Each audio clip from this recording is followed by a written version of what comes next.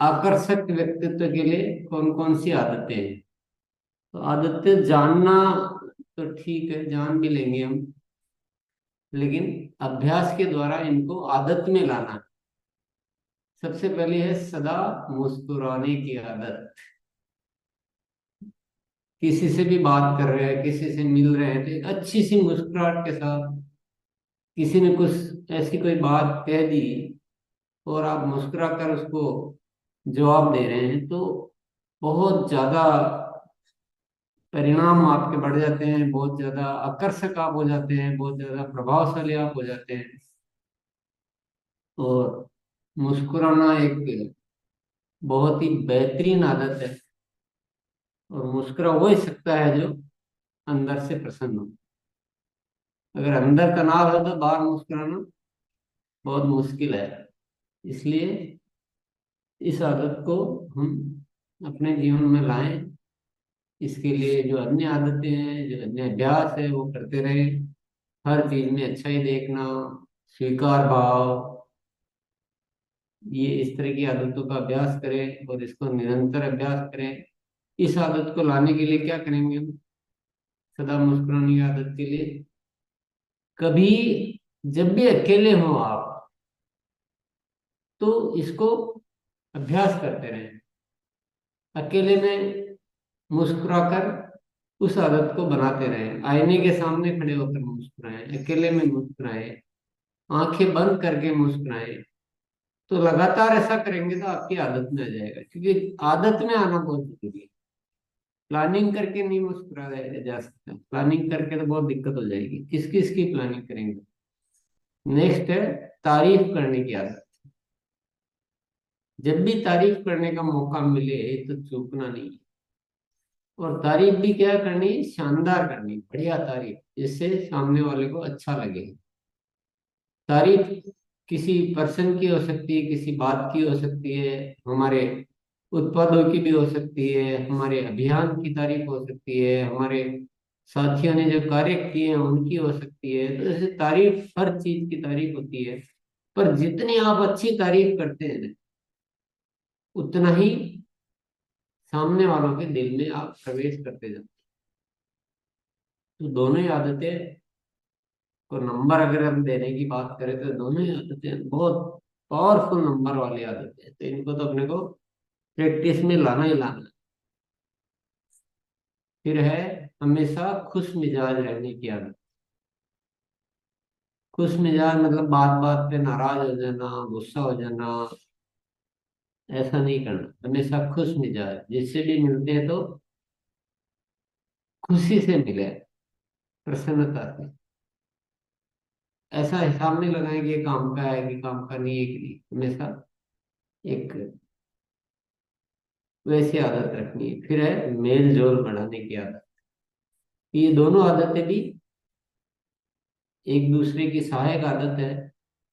कि जब भी कोई भी मिले, तो हम नए साथी मिले कोई भी, तो मेल जोल बढ़ाने की आदत होनी चाहिए, उनसे परिचय करना, उनसे। और जब भी हमने किसी को किसी भी कारण से हमारा परिचय हुआ है, उस परिचय को मेल जोल में बढ़ाना। कि सामाजिक प्राणी है, तो समाज के साथ रहेंगे, जिएंगे। हमारा परिचय बहुत सारे साथियों से होना चाहिए। हमको एक अच्छे खुश मिजाज इंसान के रूप में जाना जाना चाहिए। ये सब आदतों को हम अभ्यास में लाएंगे। सभी के साथ मधुर संबंध रखने की आदत। संबंधों को मधुर रखें। जबरदस्ती के संबंध नहीं होने चाहिए।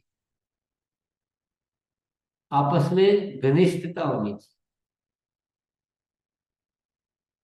और संबंधों को सर्वाधिक महत्व देने की आदत। इस बात का मतलब ये है कि जीवन में अगर कभी कोई हमें कॉम्प्रोमाइज करना पड़ जाए, हमें कोई छोटा मोटा, हमें झुकना पड़ जाए, हमें कोई आर्थिक हानि भी उठानी पड़ जाए, हमें कोई समझौता करना पड़ जाए, लेकिन वो सब कर लेना है, संबंधों को नहीं खोना। संबंधों की पूंजी जो है वो सबसे मूल्यवान पूंजी है। तो ऐसे बात बात पर संबंध नहीं खराब करना। बहुत बार हम क्या, छोटी सी बात होती है, नहीं इससे तो संबंध ही नहीं रखने। अब उस समय हम क्या होता है, थोड़ा भावावेश में आ जाते हैं, क्रोध में आ जाते हैं, और ऐसे निर्णय ले लेते हैं कि इससे तो अब आगे से भविष्य से बात ही नहीं करनी।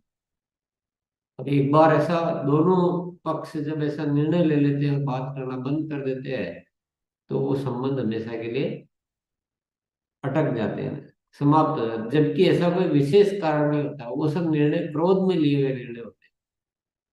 तो इस तरह के कभी भी निर्णय नहीं लेने, और ले भी लिया हो तो माफी मांगकर वापस उसको जीवित करना है संबंध। तो ये दोनों आदतें भी हमें अभ्यास में लानी है। ये बात आएगी किसी से संबंध विच्छेद नहीं करने की आदत, तो कुछ भी हो जाए संबंध विच्छेद नहीं करना। कोई ऐसी परिस्थिति आ गई कि हमारे और उनकी नहीं बनती, ऐसा उनका कुछ अलग तरीका है काम करने का, उनका कुछ रुचियां अलग है, वो उतने अच्छे नहीं है, तो ठीक है, संबंधों को सामान्य कर दो, सावधानी पूर्वक उनके साथ जीना शुरू कर दो, पर संबंध विच्छेद नहीं करने। फिर भी संबंध, नॉर्मल संबंध बना के रखने। माफी मांगने व माफ करने की आदत। इंसान है, गलती भी हो जाती है। अब हम देखें कि मेरी क्या गलती है, मैं तो बड़ा हूं, मैं क्यों माफी मांगू, ऐसा नहीं सोच। छोटा बड़ा कुछ भी हो, अगर कहीं भी लग रहा है और गलती नहीं भी है, लेकिन सामने वाले को लग रहा है कि आपकी गलती है, तो भी माफी मांगो। माफी मांगने में कोई पैसा नहीं लगता, न हम छोटे हो रहे हैं, न कोई किसी तरह का नुकसान हो रहा है, कुछ भी नुकसान नहीं होता। कोई बड़ा है तो वो छोटा नहीं हो जाता माफी मांगने से, बल्कि छोटा बड़ा जरूर हो सकता है। और इसी तरह से माफ करने की आदत, किसी के प्रति गिले शिकवे उनको इकट्ठे करके रखना, अपने इतना बोझ क्यों पालना। जो जैसा है वो उसका, वो जाने, लेकिन अपनी तरफ से सबके लिए मन में कोई गिला शिकवा, कोई ऐसी शिकायत, ऐसा उसके बदला लेंगे, ऐसा करेंगे, उसका तो ये कर दूंगा, ऐसा कुछ भी रख के अपने आप को बोझिल नहीं करना है, अपनी हेडक नहीं बढ़ानी है, अपने को परेशान नहीं करना इस तरह की बातें करके। विनम्रता व मधुरता से बात करने की आदत। तो ये सब आदतों के साथ विनम्रता और मधुरता को बना के भी रखना है। हंसी मजाक करना, मेल जोल बढ़ाना, वो सब अपनी जगह ठीक है, फिर भी विनम्रता बना के रखनी। ऐसा नहीं कि बात बात में हमें क्रोध आ जाए, या हमारी बात जो है ना उतनी कर्कश हो, जिसमें शब्द ऐसे हो जो मधुर नहीं हो। ये चीजों का हमें बिल्कुल ख्याल रखना चाहिए, और कटु वचन नहीं बोलने का। ये भी इससे मिलती जुलती बात है कि कभी कड़वे वचन नहीं बोलने। कभी कभी क्या है, ध्यान नहीं रहता है, और वो शब्द जो है वो जुबान पे आ जाते हैं, बोलना तो नहीं चाहते पर आ जाते हैं, और फिर उसके बड़े दुष्परिणाम होते हैं। तो ऐसे शब्दों के प्रति जागृत हो जाना है, और हमेशा अपनी आदत से निकाल देना है कि वो शब्द कभी भी किसी को भी बोलने ही नहीं है, अपने जुबान में आते ही नहीं है। तुरंत प्रतिक्रिया नहीं देने की आदत। कभी कोई सामने वाला ऐसी कोई बात कर देता है जो हमें पसंद नहीं हो, हमें अच्छी नहीं लग रही हो, हमें आवेश आने जैसी स्थिति बन रही हो, तो ऐसी स्थितियों में क्या, थोड़ा शांत हो जाना है। तुरंत हाथों हाथ प्रतिक्रिया देने की जरूरत नहीं है। तो जब शांत होंगे तो अपने आप आपको नॉर्मल हो जाएंगे थोड़ी देर में। और कभी किसी को क्रोध दिलाने वाली बात नहीं बोलने की आदत।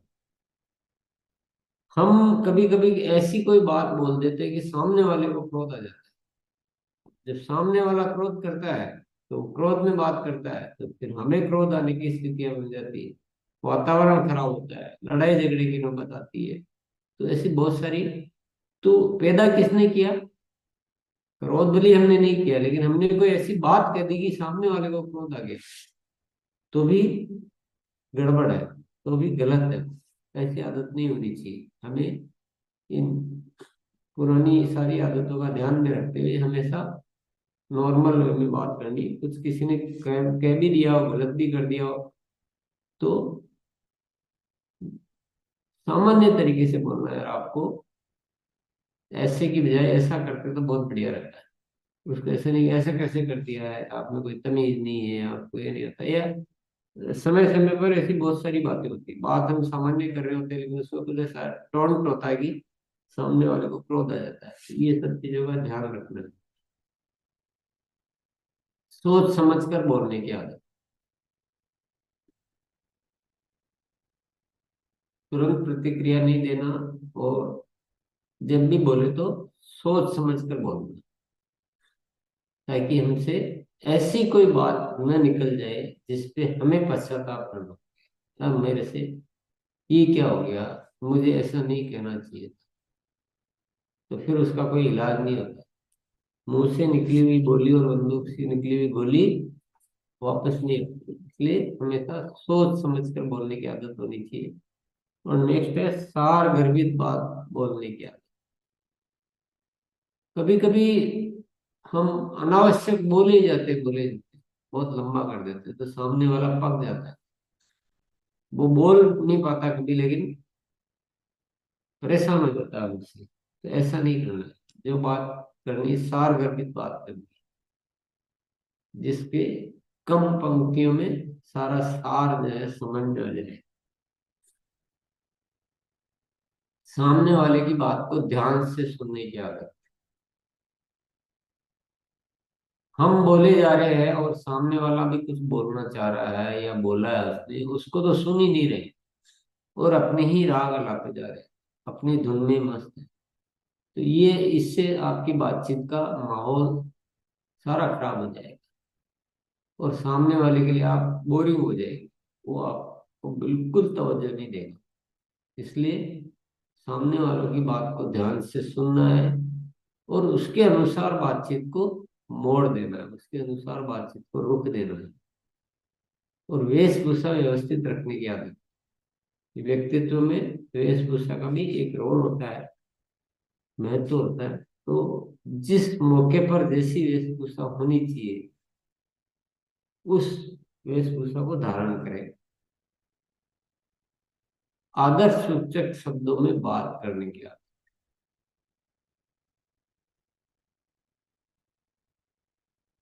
सर, श्रीमान, अंकल जी, आंटी जी, और आपको कष्ट तो नहीं हुआ कोई? उदाहरण दे रहा हूं मैं तो। ऐसे आदर्शक सूचक शब्दों को बीच बीच में रखेंगे ना, तो बहुत ज्यादा हमारी बात में वजन होता है। सामने वाले को बहुत अच्छा प्रतीत होता है, और वो हमें सुनता है ध्यान से। मदद करने की आदत। हमेशा निस्वार्थ भाव से, स्वार्थ से नहीं, हमेशा निस्वार्थ भाव से दूसरों की मदद करने की आदत रखनी चाहिए। जब भी मौका मिले चूकना ही नहीं। जरूरी नहीं पैसे से ही मदद करें हम। मदद तो ढेर सारी होती है, हर तरह की मदद होती है। अपने साथियों की मदद होती है। इसकी तो लंबी चौड़ी लिस्ट है, और जब परिस्थिति आती है तो ये हमारे सामने वो स्थिति आती है। पर ये आदत में रहना चाहिए। तो ये कुछ आदतें जो थी, इनको हमने जाना। एक बार और रिवीजन कर लेते हैं। सदा मुस्कुराने की आदत, क्योंकि रिवीजन से ही अभ्यास होगा। तारीफ करने की आदत, हमेशा खुश मिजाज रहने की आदत, मेल जोल बढ़ाने की आदत,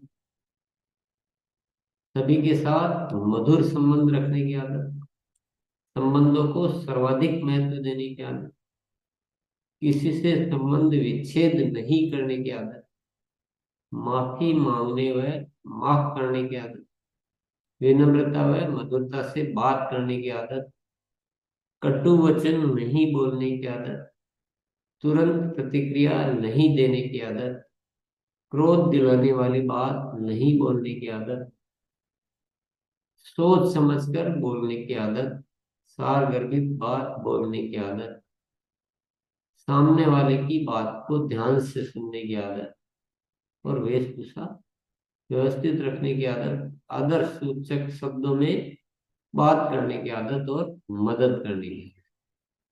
तो ये आदतें हैं, एक दूसरे से जुड़ी हुई आदतें हैं।